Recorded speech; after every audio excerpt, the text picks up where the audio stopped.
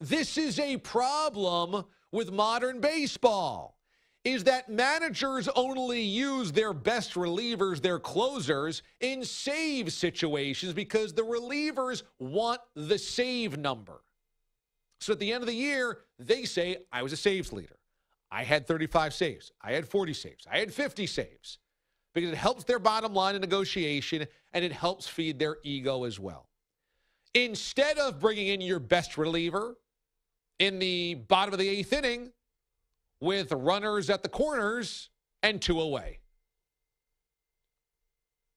Instead of using them in the top half of the seventh when there's bases loaded and 1 out, you never use your best reliever there because relievers and closers need to be brought in when the top of the inning comes in or the half inning comes in. Clean frame, clean bases, nobody on, gets to do his work in a save situation. Sometimes you'll even see a team could be up by 4. No, don't use the closer. Up by 3, use the closer. Why? Up by 3, that's a save situation. Which is always so stupid to me. Why not use your best closer or reliever in the most important situation, the way that Bruce Sutter was and Goose Gossage was and all the flamethrowers and firemen from the 70s and 80s? Those guys would come in and throw 2.5 innings, 2 2/3. But instead, now, no. Got to come in, clean frame. So the Rays are turning this on their head, and I love this because we need things like this to break us out of why did we do it that way? Why did we used to do it this way? Sergio Romo on Saturday for the Rays began the game on the mound. Now, starts the game, but not in the technical sense. Well, the technical sense, yes, but not in the traditional sense. Starts the game, gets 3 strikeouts, strikes out the Angels' best 3 hitters, Zach Cozart, Mike Trout, Justin Upton, 1, 2, 3, and then hands things over to the quote-unquote starter, Ryan Yarbrough, who ends up going 6 1/3, which actually is like going into the 8th inning for a starter because they got 6 1/3 out of their quote-unquote starter and an inning in the top half by their closer.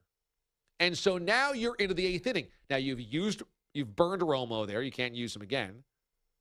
But by doing that, you've allowed your quote-unquote starting pitcher to go deeper into the game and not have to face the best 3 hitters in the lineup at least 1 turn.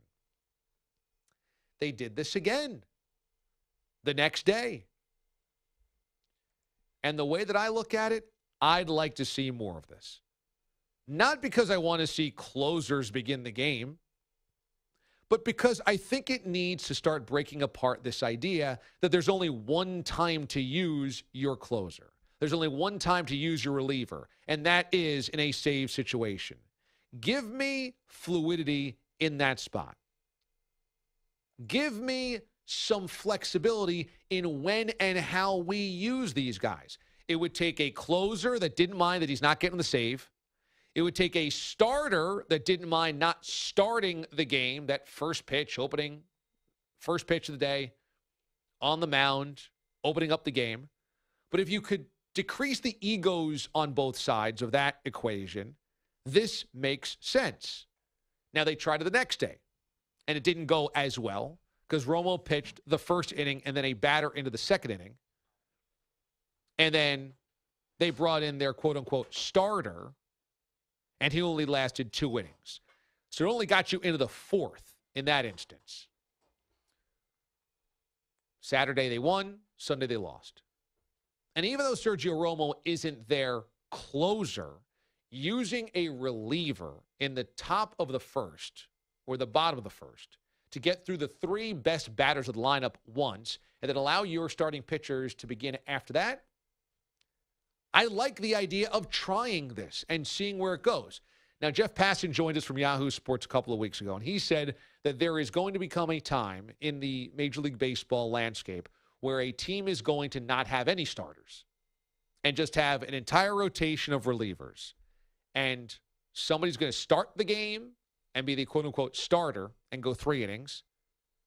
And then the next guy's going to come in and go 3 innings.